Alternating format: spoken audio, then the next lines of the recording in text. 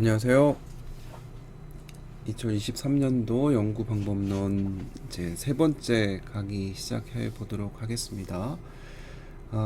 이번 주부터는 실제 연구 방법론에 대해서 강의를 시작을 하게 될 거고요. 첫 번째로 상관 분석에 대해서 먼저 진행을 해 보도록 하겠습니다. 앞에서 제가 연구란 어떻게 하는 것인가 라는 거하고 또 기초적인 통계 분석들의 그 펀더멘탈을 말씀을 드렸고요. 그걸 기본으로 해서 이 뒤쪽에 있는 방법론들이 다 연결된다 이렇게 말씀을 드렸습니다. 코릴레이션 분석이라는 거는 연구 방법론에서도 아주 기본이 되는 분석 방법이라고 할 수가 있겠죠.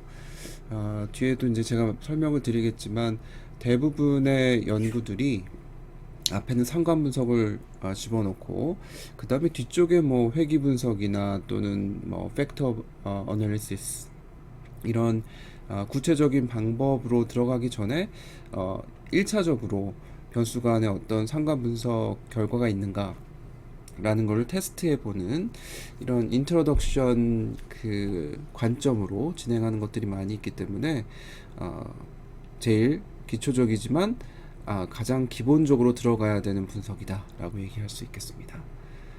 네, 그러면 한번 진행해 보도록 하겠습니다.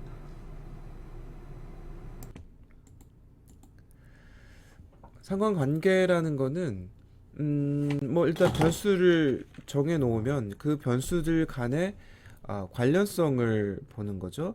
특히 연속형 자료 분석에서 초기 단계의 자료 간의 관계를 탐색을 할 때 많이 활용이 되는 그런 분석입니다. 예를 들면 요 밑에도 있지만 소득액과 지출액과의 관계나 키와 몸무게의 관계, 뭐 연령, 직업, 월 수익과의 관계, 뭐 이런 것들을 보면은 결국은 각각의 변수들끼리의 관계가 어떻게 되는지, 키가 크면 몸무게가 많이 나가는지, 혹은 소득액이 많으면은 지출도 많이 하는지, 뭐 이런 것들을 분석을 해볼 수가 있겠죠. 그래서 그런 것들을 위한 초기 이 분석 단계라고 보여질 수 있겠고요. 대부분이 그 정의 상관관계 혹은 음의 상관관계 혹은 뭐 무관계 전혀 관련이 없는 변수들끼리의 분석을 해보면은 상관도가 0이 나올 수가 있겠죠. 그래서 삼포도를 그려보면 삼포도라는 거는 여기가 x고 여기가 y다라고 하면은 두 변수 간의 관계를 분석을 할 때 이처럼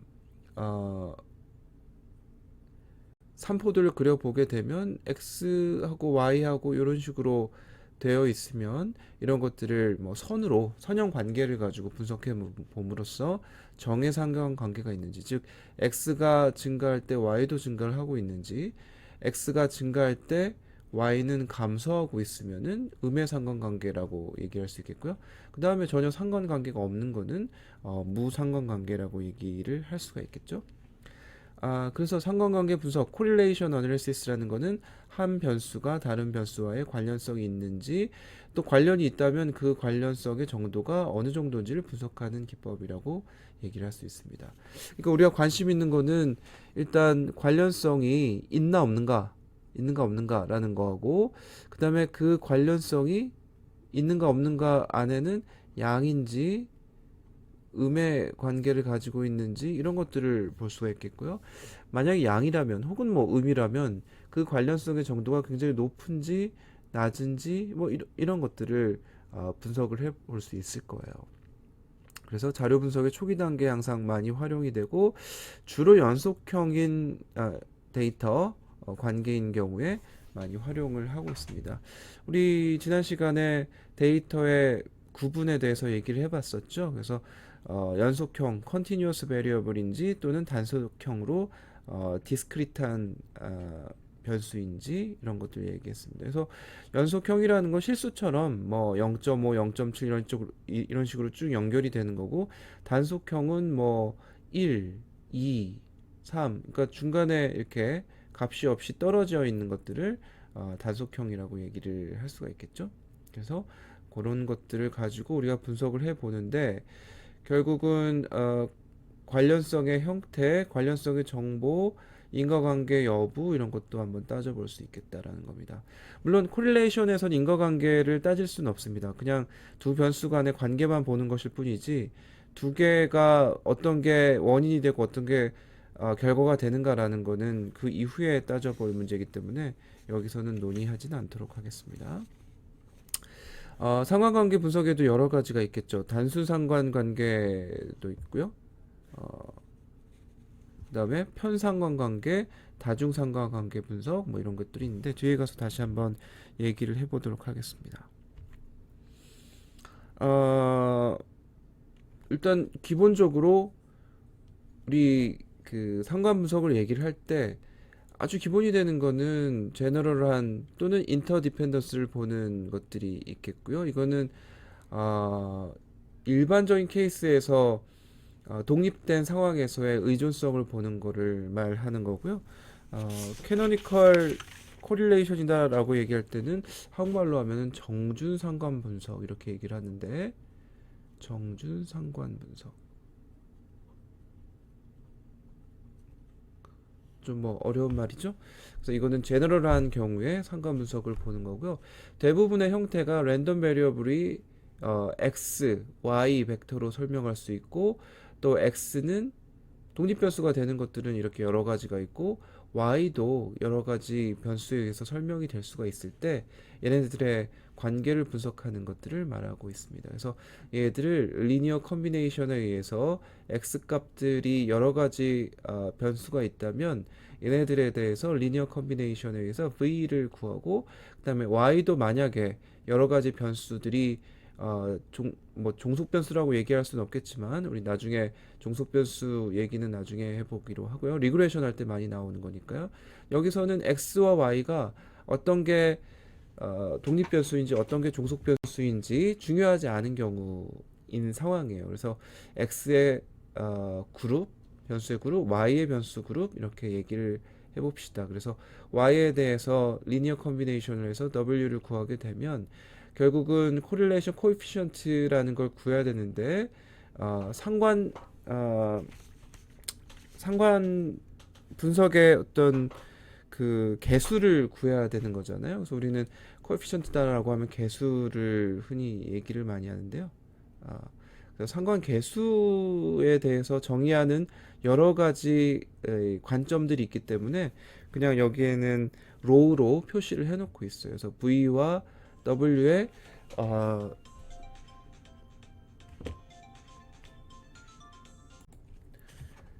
그래서 V와 W의 상관 개수를 구할 수가 있고요.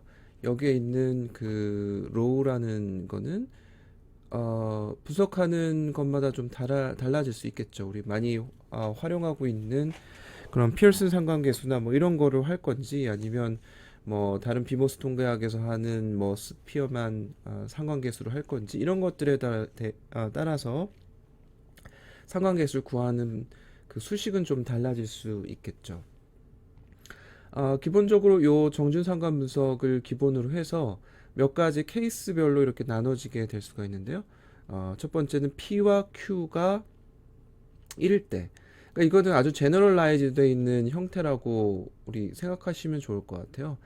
제너럴라이즈 되어 있는 형태고 그 중에 x라는 변수가 하나가 있고 그 다음에 y라는 변수가 하나가 있을 때, 즉 x1, y1 이런 식으로 하나씩 있을 때의 코릴레이션이 어떻게 될 것인지를 보는 게 심플 코릴레이션이라고 얘기할 수 있겠고요.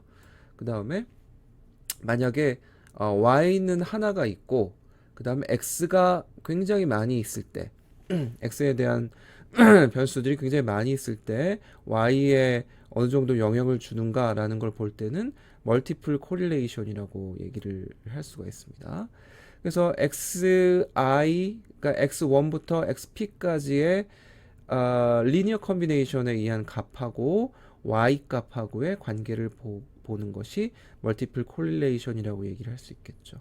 코릴레이션 매트릭스라는 거는 뭐 y는 고려하지 않고 x가 p개가 있었을 때 x p개의 x들끼리의 관계를 보는 식으로 만들어 놓는 거를 이제 코릴레이션 매트릭스, 일반적으로 얘기하는, 우리 가지고 있는 변수가 p개가 있다, x만 고려해 보는 거죠. 그래서 이 p개 각각의 p개에서 이제 두 개씩을 선택을 해서 매트릭스를, 코릴레이션 매트릭스를 만드는 것이 바로 이 케이스라고 얘기를 할 수 있겠죠.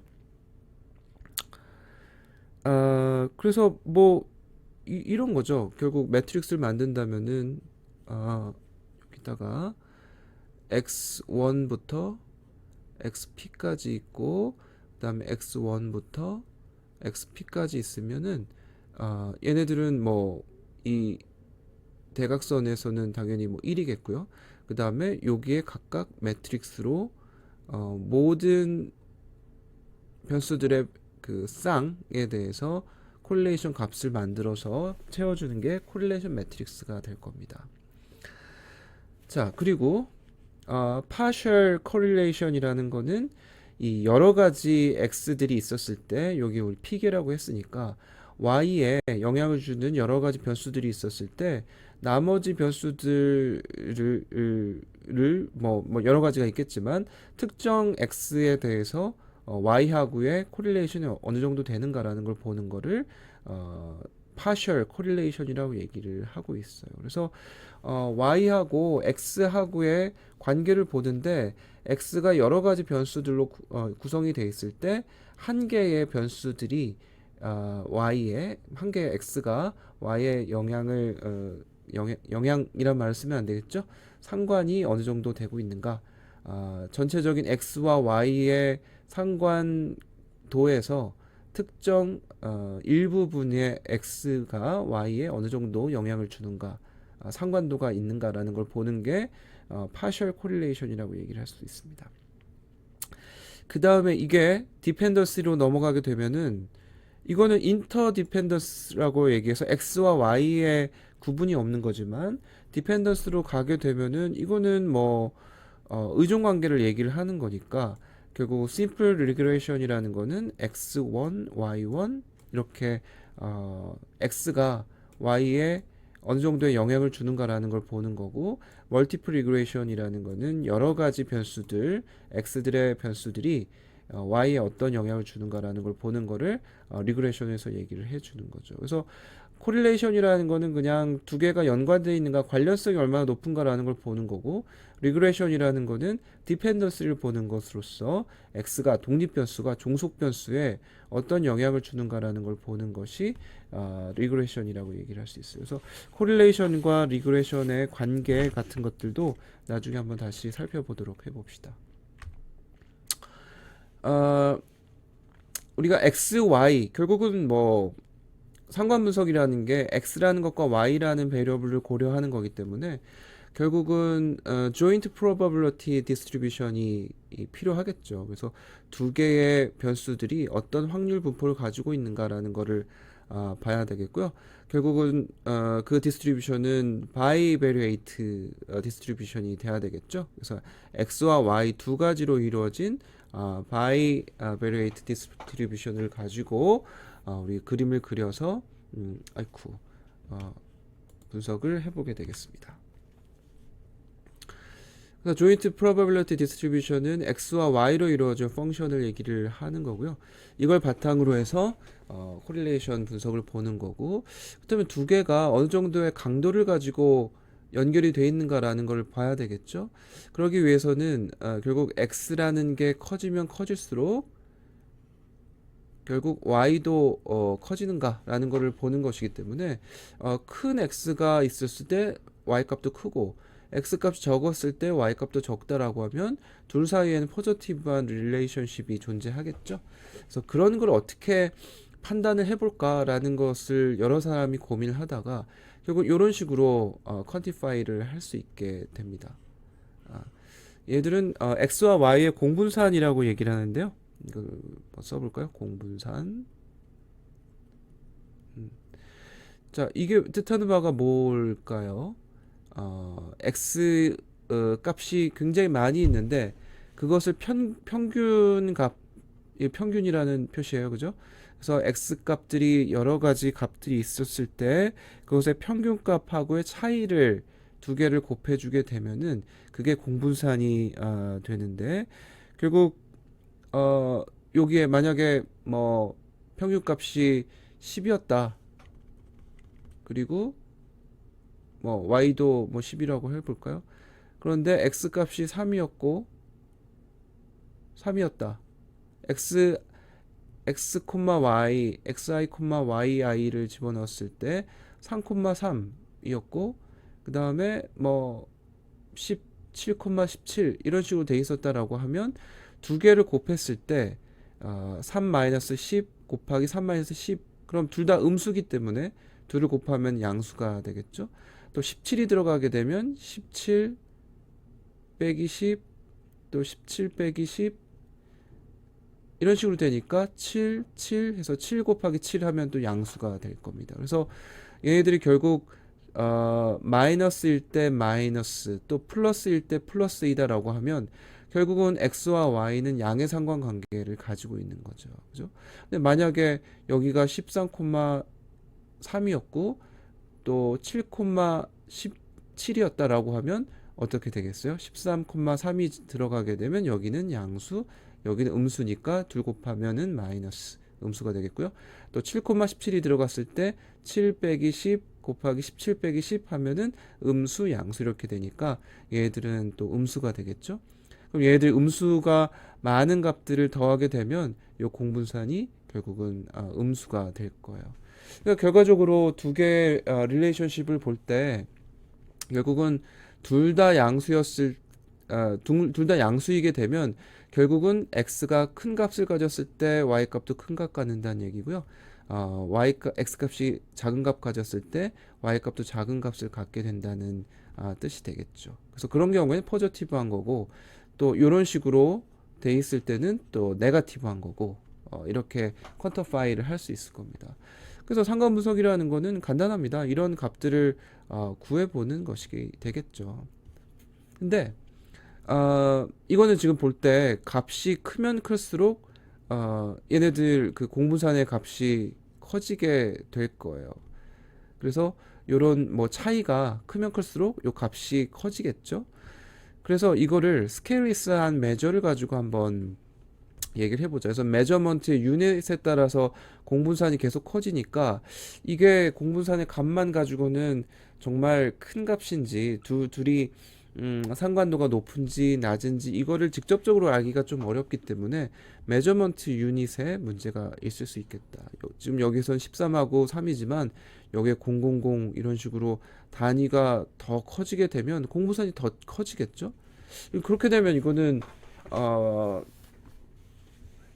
계산하기가 굉장히 좀 어려운 거예요. 비교하기가 좀 어렵죠. 그래서 스케일리스한 메저를 구해야 되겠다라고 해서 나온 게 이런 메저 방법, 람다라는 방법, 감마 방법이 나옵니다. 그래서 감마 값을 구할 때는 앞에서 우리가 얘기했던 이런 공분산의 값에다가 각각의 그 표준 편차로 곱한 다음에 나눠주면은 얘네들이 R 값을 갖게 되고, 이 R 값은 마이너스 1부터 1까지의 값을 갖기 때문에 결국은 이제 표준화가 되는 거죠. 그래서 1에 가까우면 가까울수록 최대의 약의 상관관계를 갖는 것이고, 마이너스 1 값은 최소의 음의 상관관계, 뭐 최대의 음의 상관관계라고 해야 될까요? 그래서 음의 상관관계가 아주 큰 것을 얘기를 하고 있는 거죠. 그래서 이런 식으로 표준화를 시키기 위한 방법으로 감마 값을 우리 구할 수가 있을 겁니다.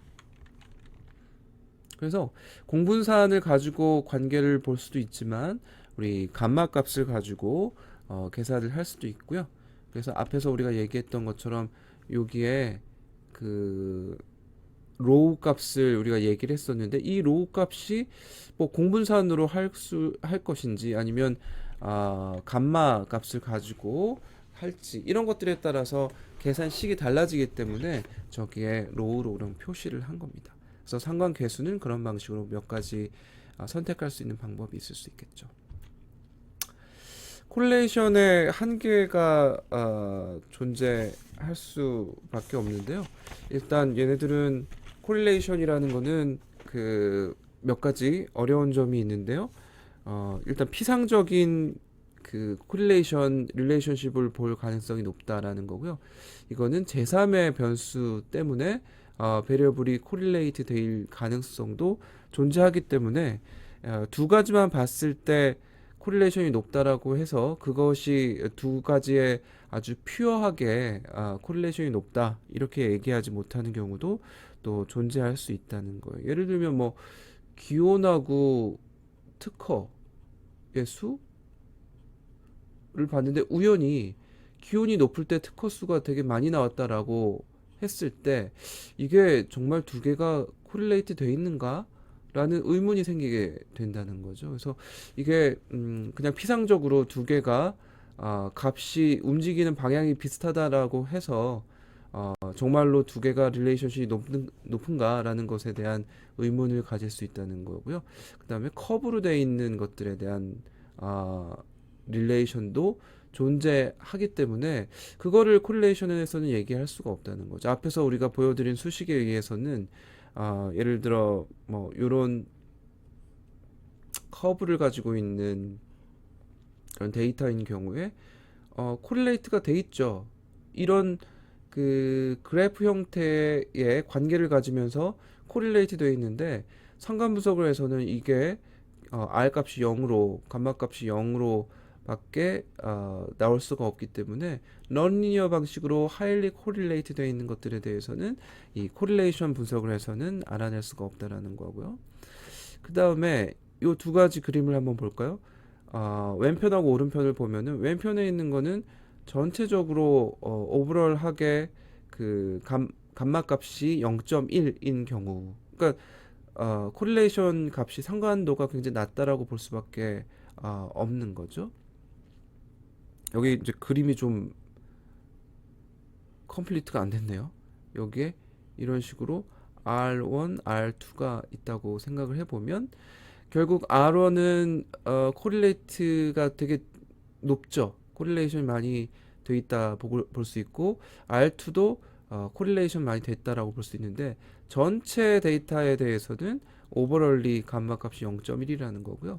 그 다음에 이쪽을 보면 전체적으로는 0.8인데 이 전체적인 것으로 봤을 때는 그런데 감마 1하고 감마 2는 각각 0.1인 경우, 그래서 이런 경우에는 서브 샘플링을 통해서는 각각의 코릴레이션 코에피션트가 되게 낮은데 전체적인 코릴레이션은 높은 경우를 얘기하고 있는 거고요. 이런 경우에는 전체적으로는 되게 낮지만 아주 세부적인 코릴레이션 점수는 굉장히 높은 경우. 그래서 이런 경우에는 전체 샘플을 서브 샘플로 나눠서 분석을 하는 게 좋겠고요. 그래서 각각의 서브 샘플에 대한 코릴레이션을 계산한 다음에 그 하위 수준에서의 상관도를 제시를 하고 그것을 가지고 인터프리테이션 하는 것이 적절할 수가 있을 것 같습니다. 그 다음에 이제 두 가지인데 한 가지는 R 값을 구해서 상관 계수를 가지고 그 값을 구하는 것이 굉장히 중요한데 더불어서 이 값이 정말 통계적으로 유의한가라는 것을 볼 필요가 있겠죠. 그래서 우리는 이 테스트 스태티스틱을 t 값을 가지고 우리가 보게 됩니다. 그래서 이 상관 계수의 값이 정말 믿을 만한 통계적으로 유의한 값을 지니고 있는가라는 거를 이 수식을 가지고 판단을 할 수가 있는 거죠. 예를 들면 이런 거죠. 만약에 감마 값이 뭐 한 0.1 정도가 나왔는데 이게 그 통계적으로 유의하다.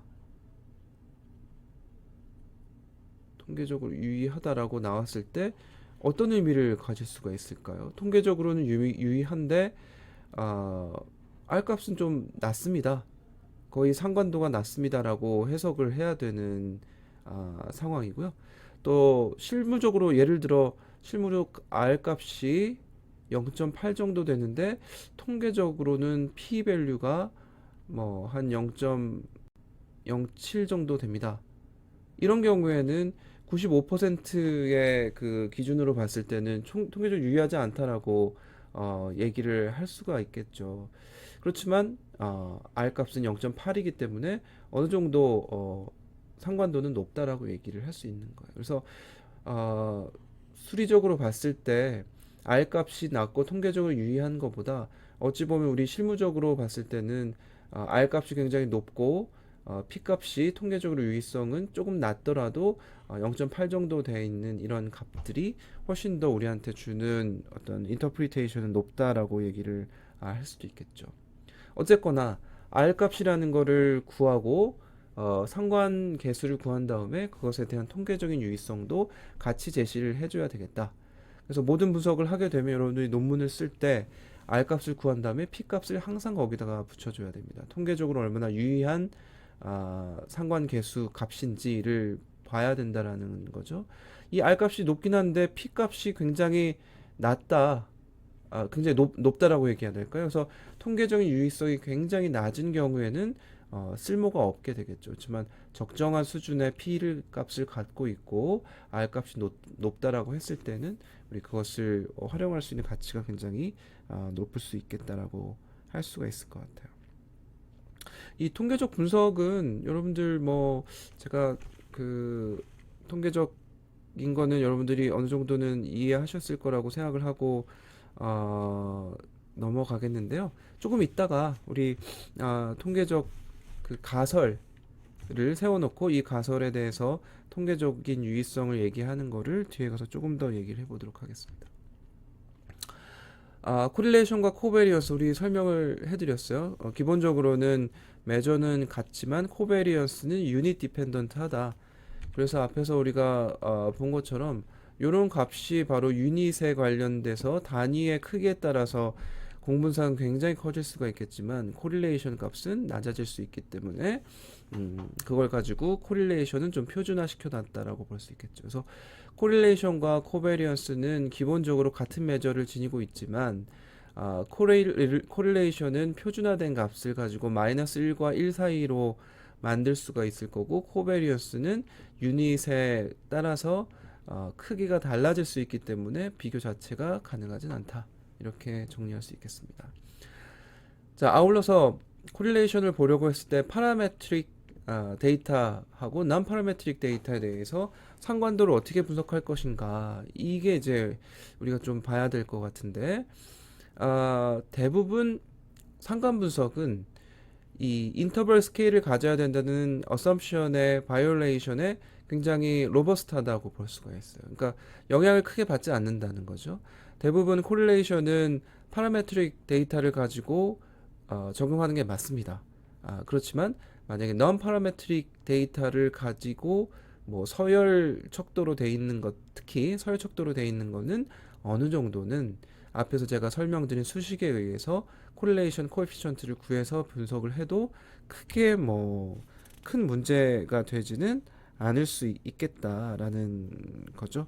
그리고 인터벌 스케일에서도 리커트 스케일 같은 경우 우리 설문할 때 리커트 스케일이라고 얘기를 하는데 리커트 스케일 즉 뭐 5점 척도니 뭐 7점 척도니 이런 거 있잖아요.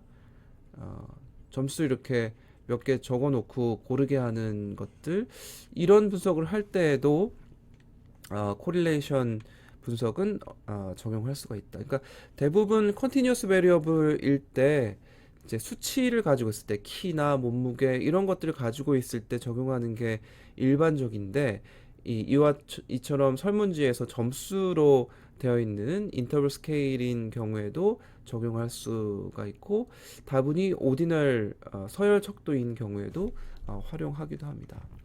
하지만 만약에 서열 척도다라고 했을 때는 혹은 뭐 명목 척도로 돼 있다라고 했을 때는 non parametric 코릴레이션 방법을 써야 되겠죠. 그래서 그런 경우에는 뭐 이 앞에서 우리가 얘기했던 거를 어프록시메이션 하는 관점에서 대략의 코릴레이션 값을 가지고 설명을 할 수가 있을 거고요. 특히 뭐 많이 활용되는 게 스피어만 랭크 코릴레이션이라는 거를 많이 쓰고요. 그다음에 켄달의 coefficient of concordance 타우의 값을 이용을 많이 하게 되죠. 서열척도로 되어 있는 것들에 대한 분석은 일반적으로 뭐 이런 겁니다. 인력수, 예를 들어 기업의 인력수하고 뭐 특허수를 보고자 할 때 등수가 있다고 한번 해보세요. 그래서 100개의 기업에 대해서 등수를 매겼을 때 뭐 인력수는 첫 번째 기업이 35등, 뭐 특허수가 60등, 이 두 번째 회사는 인력수는 21등, 또 특허수는 13등, 뭐 이런 식으로 돼 있다면은 만약에 인력수가 등수로 되게 높은, 그러니까 인력수가 되게 많아서 등수가 높은 기업이 특허수도 되게 많다, 등수가 높다라고 하면은 그거는 두 개의 베리어블들이 굉장히 코릴레이트 돼 있다라고 얘기를 할 수가 있겠죠.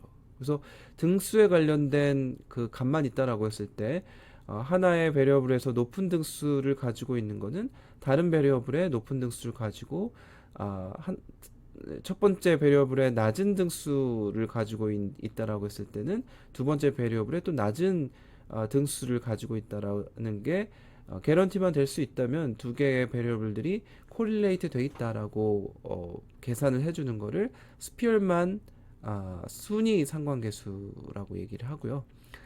그다음에 켄달의 코에피션트 오브 컨커던스라는 거는 이건 3개 이상, 이거는 이제 2개 정도를 비교할 때 그렇다는 거고, 3개 이상의 서열을 분석할 때는 켄달의 코에피션트 오브 컨커던스 타우를 계산해서 비교하게 되는 거예요. 그래서 이거는 나중에 비모스 통계학 할 때 조금 더 얘기를 해봅시다.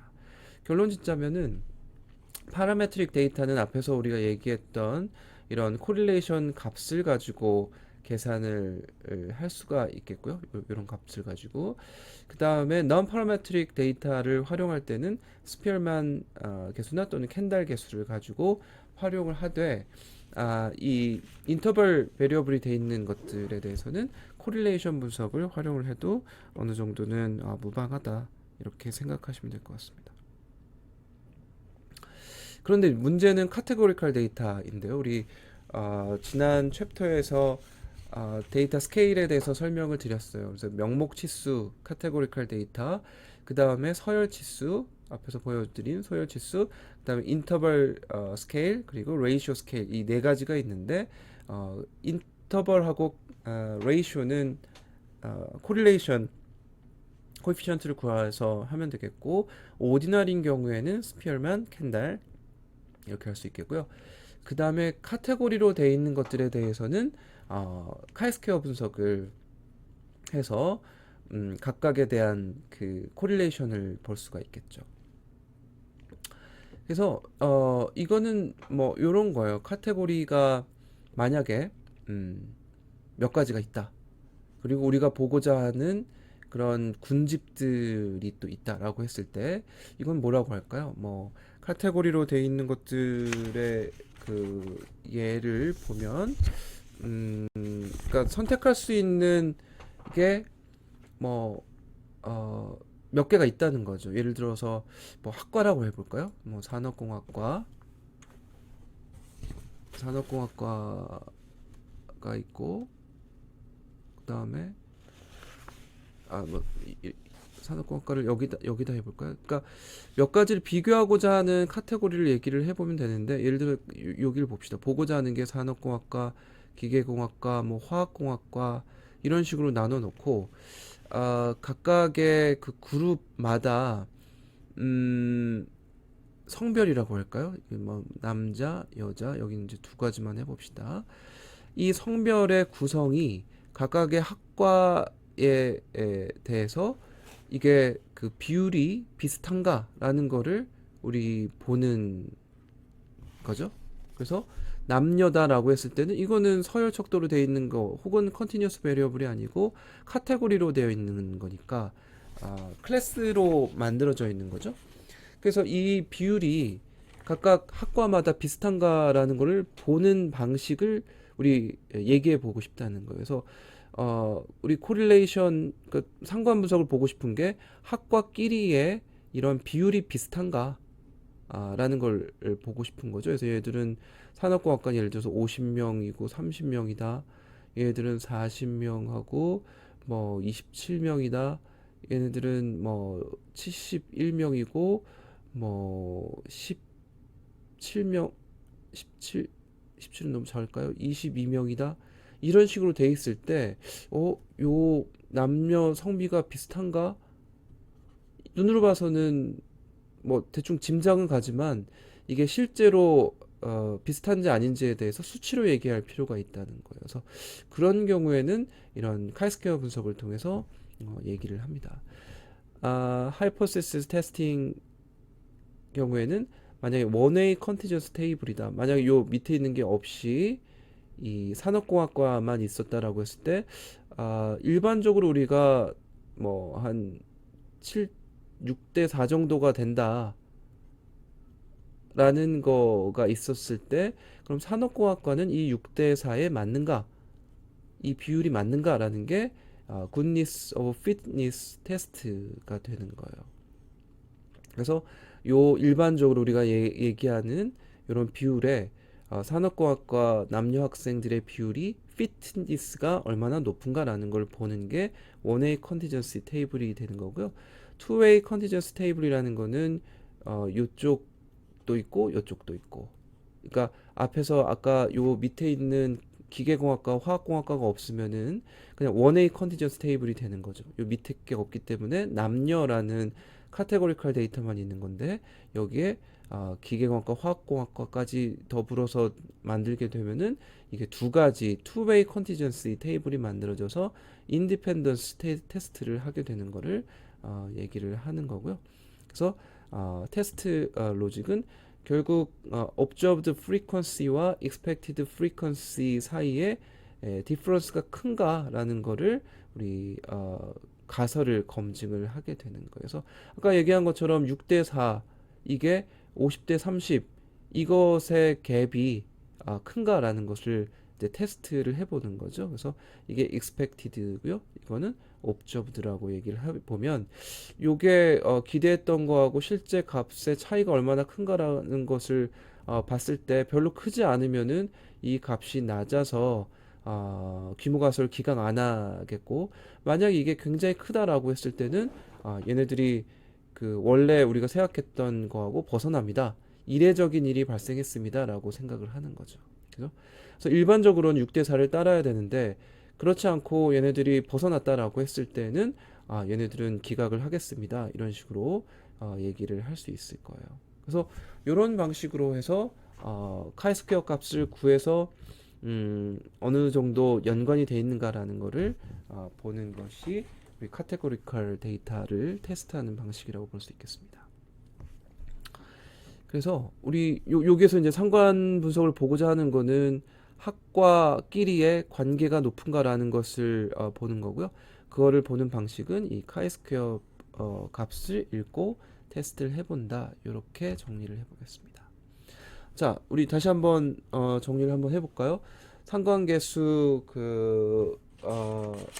타우 로우 값을 계산할 때는 이런 식으로 이제 계산하게 되는데 그 정의는 두 확률 배수 사이의 직선 관계의 정도가 얼마나 높은가. 직선 관계라고 얘기를 했어요. 그래서 곡선 관계는 우리 코릴레이션 어널리시스에서 하기는 좀 어렵다. 그래서 두 확률 변수 간의 관련성의 정도를 계량화해서 마이너스 1과 1 사이로 얘기를 하는 거고요. 피어스 상관계수는 바로 이런 방식으로 우리 아까 얘기했던 방식으로 공분산을 각각의 표준 편차로 나눠서 곱한 다음에 나눠주는 방식으로 피어슨 상관계수를 구하게 되고요. 0.9 이상이면 매우 높고 0.7, 0.8 높고 보통 약함 뭐 이런 식으로 얘기를 할 수가 있겠죠. 만약에 여기도 이제 마이너스인 경우에도 그게 적용이 될 거예요. 그래서 매우 높은 음의 상관관계를 갖고 있는지 매우 약한 음의 상관관계를 갖고 있는지 이것도 이제 다 적용이 될 수가 있다는 거죠. 표준 상관계수라는 거는 표본 자료로부터 모 상관계수의 추정량을 계산해 주는 거고요. 이런 방식으로 계산을 해주고 있습니다. 그러니까 전체 그 모 분포를 다 계산할 수 없으니까 샘플링을 해서 이 샘플링의 값을 가지고 모 상관계수를 추정하는 추정량으로 여기 햇을 붙이고 있죠. 그래서 이건 추정량이다라는 뜻이 될 수 있을 거예요. 상관계수는 여러 가지가 있을 수 있는데요. 편상관계수, 순위상관계수, 캔달 상관계수 이렇게 있을 수 있겠죠. 그래서 편상관계수는 변수 g의 선형 효과를 제거한 xy의 선형 관계 정도. 그러니까 편상관계수라는 거하고 부분 상관계수 뭐 이런 것들이 굉장히 여러 개가 좀 복합돼서 얘기가 될 수 있는데 그 차이는 좀 이따 다시 얘기를 할게요. 그래서 일반적으로 우리가 특정 변수의 선형 관계 효과를 제거해서 x, y의 상관관계 정도를 구하는 거를 우리 편상관계수라고 얘기를 하고 있습니다. 순위 상관계수, 캔달 상관계수는 아까 간단하게 설명을 드렸고요. 요거는 비모스 통계학에서 조금 더 얘기를 해보도록 하겠습니다. 그래서 모수가 있으면은 피어슨 상관계수나 표준 상관계수, 편상관계수 이런 식으로 계산을 해주고요. 그 다음에 우리 비모수인 경우에는 스필만이나 캔달 상관계수를 따르게 되고 이런 경우에는 대부분 그 순위로 되어 있는 것들 데이터가 있거나 혹은 데이터의 수가 굉장히 뭐 모자라거나 뭐 이런 경우에는 이런 식으로 활용하게 되겠고요. 여기에 뭐 빠진 게 있을 수 있겠네요. 카이스퀘어 분석 이런 것들은 명목치에 대해서 상관도를 볼 때 명목치에 대한 상관계수를 볼 때는 카이스퀘어 분석을 하게 됩니다. 그래서 이런 경우에는 측정 단위가 없어서 마이너스 1과 1 사이가 가질 수 있겠고요. x, y가 독립일 경우에는 0을 갖는 그런 특징이 있을 수 있겠습니다. 그래서 얘들은 수학적인 관계일 뿐이고 인간관계를 확대 해석을 할 수는 없겠죠. 우리 항상 코릴레이션과 코릴레이션과 또 코졸러티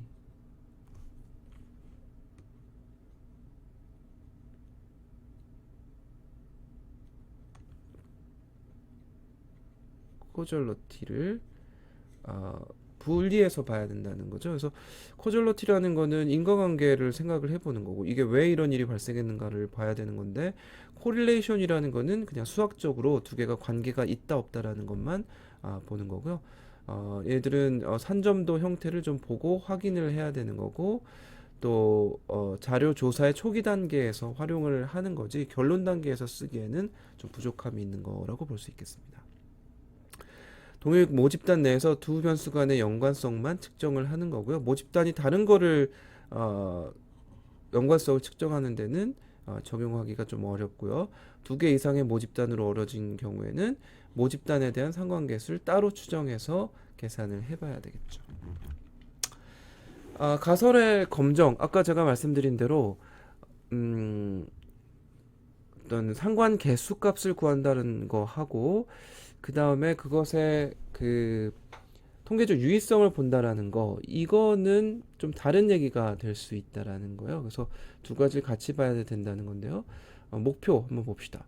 표본의 상관계수를 근거로 미지의 모집단의 상관계수에 대한 가설을 검증하는 거고 독립적인 임의의 표본들은 두 변수 모두 정규 분포를 따른다.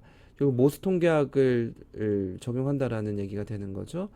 그래서 비모스 통계학이라는 거는 샘플 수가 너무 적어서 정규 분포를 따른다는 가정을 하기가 어려운 경우를 말합니다. 그래서 우리 그 센트럴 시어럼 우리 그 데이터의 수에 관련된 시어럼을 보면은 n의 값이 많아지면 높아질수록 정규 분포를 따른다라는 이런 그 시어럼이 있잖아요. 그래서 데이터의 수에 따라서 이 정규 분포가 따라지는가 그렇지 않은가를 얘기해 줄 수 있을 텐데 데이터가 많으면 많을수록 뭐 정규 분포를 따른다라는 가정을 우리가 할 수가 있는 거죠. 표본은 정규 분포로부터 무작위로 추출이 되고요. 두 확률 변수는 독립적이어서 선형 관계가 존재하지 않다. 그래서 결국 두 개의 상관 계수 로 값은 0이다. 독립적이다라고 보는 거를 귀무가술로 세워놓고 이게 기각이 되면은 선형 관계가 존재한다. 라고 얘기를 할 수가 있는 거겠죠. 그래서 이런 것들을 검증을 해볼 수 있겠습니다. n-2의 자유도를에 대항하는 t 분포 통계학을 구해서 이 검정을 할 수가 있겠고요. 양측 검정은 표본에 대한 사전 지식을 지니고 있고, 또 단측 검정은 그 중에 방향성을 가지고 있는 경우 단측 검정을 하게 되고요. t 통계량의 절대값이 크면 클수록 귀무가설을 기각을 하게 되는 거죠. 그래서 뭐 간단하게 얘기를 해보자면 이런 정규 분포를 따르고 있는데 평균이 여기다. 그리고 만약에 그 값이 만약 단측 검정이라 얘기했을 때 여기에 0.95 정도가 됐을 때 5%의 그 통계적 유의성을 가지고 해봤을 때 여기에 속한다라고 하면은 결국 얘네들은 일반적인 관계가 아닌, 그러니까 대부분이 독립적인데 얘네들은 어느 정도 두 개가 연결되어 있는, 연관성이 있는 아주 이례적인 관계라고 볼 수 있는 거죠. 그래서 세상의 대부분의 상황은 베리어블들이 독립적이어서 연관성이 없는데 특정 몇 개의 베리어블들은 이런 방식으로 연관성을 지니게 있는 게 있을 수 있다는 거예요. 그래서 0.95의 수준으로 단측 검정을 했을 때 여기에 속한다라고 하면은 두 개의 베리어블이 연관돼 있다 이렇게 설명할 수가 있는 거겠죠. 그래서 이런 방식으로 우리 검정을 하게 되는 거죠. 그래서 기각치를 우리 뭐 아마 대학교나 고등학교 때 배우신 내용일 것 같습니다. 귀무가설을 이런 식으로 t 값을 가지고 판단해 봤을 때 만약에 그 기각력에 속하지 않는 일반적인 레인지 안에 속해 있으면 귀무가설 채택을 하겠고, 만약에 벗어났다, 여기서부터 여기까지가 일반적인 케이스인데 그걸 벗어났다라고 하면은 귀무가설을 기각을 하고 이 확률을 계산을 하게 되겠죠. 이런 식으로 우리 가설을 검정을 하게 될 겁니다. 그래서 단순 상관관계 분석이라는 거는 모집단의 확률 변수 x하고 y의 선형관계를 피어스 상관계수를 이용해서 분석을 하게 되겠고요. 피어스 상관계수가 0이 아닌 경우에는 귀무가설을 기각을 하게 되고, 그 상관계수 값을 얘기를 해주고 또 p 값을 제시를 해줘야 되겠죠. 그리고 편상관관계 분석이라는 것은 확률 변수들 중에 특정 변수가 있는 지닌 선형적인 효과를 제외하고 나머지 변수들의 상관관계를 분석하는 것. 이것도 역시 0이 아닌 경우에 귀무가설을 기각을 해서 제3의 변수를 통제하고 관심 변수 간의 순수한 상관관계를 파악을 할 수가 있습니다. 그 다음에 부분 상관관계라는 거는 두 변수 중 한 변수에만 제3의 변수의 영향이 존재할 때 이를 제거한 후에 두 확률 변수 간의 관계를 측정하는 거를 부분 상관계수라고 얘기를 하고요. 요거는 이제 편 상관관계 분석하고 부분 상관관계 분석이 좀 헷갈릴 수가 있는데, 뭐 대부분 많이 쓰는 게 편 상관관계 분석이고요. 부분 상관관계 분석은 그렇게 많이 쓰지는 않습니다. 그래서 요거 같은 경우에는 두 변수 중에 하나만 영향을 주게 되면은 제3의 변수를 그 영향을 제거하고 표현을 한다는 거고요.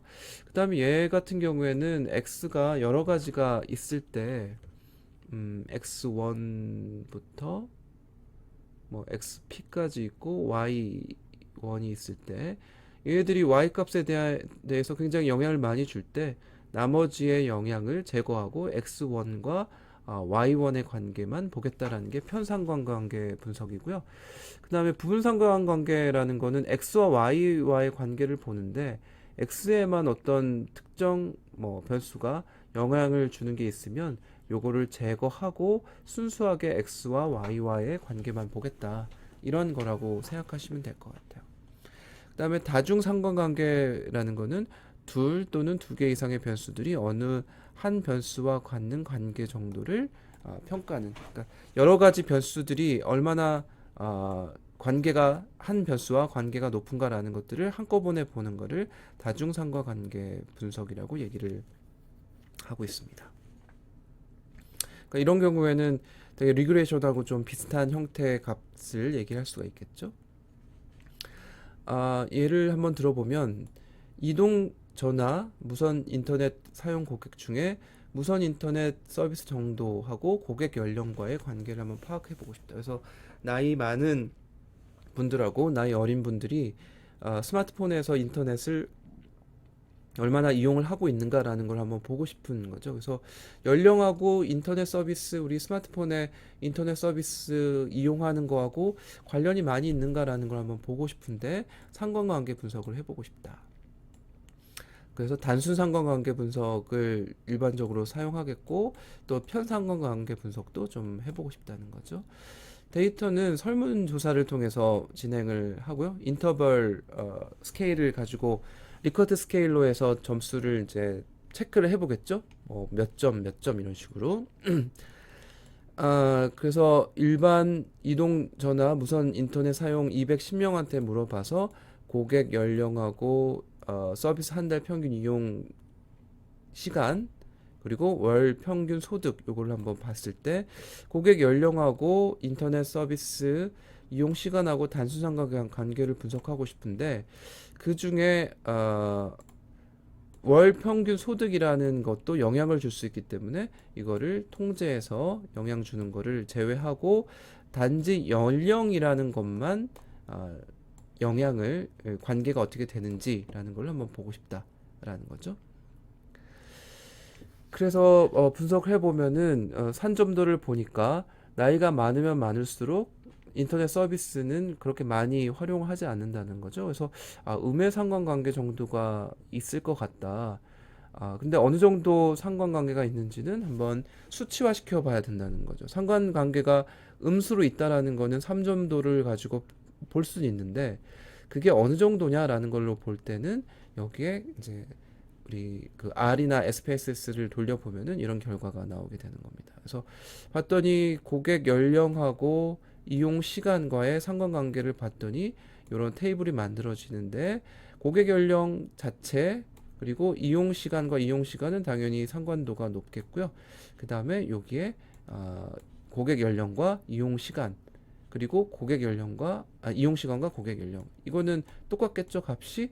그러니까 우리가 디펜던시를 보지 않는 거예요. 두 개는 두 배리어블 간에 그냥 연관도만 보기 때문에 요 값하고 요 값하고 똑같이 나오는 거가 되겠죠. 그래서 상관 계수는 마이너스 0.235고 또 유의 수준이 0.01 수준으로 유의하다. 양쪽에서 유의하다라고 얘기를 할 수가 있는 거죠. 그래서 마이너스 0.235라는 값은 통계적으로 유의한 값을 우리한테 보여주고 있다라고 얘기를 할 수가 있을 것 같습니다. 그래서 약한 음의 관계를 가지고 있다. 그리고 이 값은 통계적으로 유의한 값이다. 이렇게 우리 얘기를 하면 되겠고요. 그 다음에 편상관관계 분석이라는 거는 우리 고객의 월 평균 소득에 분명히 영향을 받을 가능성이 있다. 그래서 연령도 영향을 주지만 연평균 소득도 영향을 줄 수 있기 때문에 연평균 소득을 제외하고 연령과 그다음에 이용 시간만 분석을 해보자 라고 해서 이제 나온 거죠. 그래서 마이너스 0.134 정도가 되고 유의 확률은 0.052. 물론 95%로 하면 0.05보다 작아야 되지만 0.052라고 해서 이게 뭐 기각이 됐다 이렇게 얘기하기는 좀 어렵죠. 아주 엄격하게 따지면은 뭐 통계적으로 유의하지 않다라고 얘기를 할 수 있겠지만 이게 뭐 보더라인에 있는 거기 때문에 통계적으로 유의하지 않다라고 얘기하기는 조금 어려울 수 있을 것 같습니다. 그래서 얘들은 마이너스 0.134 정도 측정되고 전보다 절대값이 좀 작아졌죠. 분명히 연령에 영향도 있지만 평균 소득의 영향도 분명히 있기 때문에 이 영향이 제거되고 연령만의 연관도를 봤을 때는 절대값이 조금 작아졌다 그렇게 얘기할 수 있겠습니다. 그래서 연평균 소득과 고객 연령은 양의 상관관계를 가지고 있기 때문에 이를 통제해서 상관계수 절대값이 감소됐다는 거고요.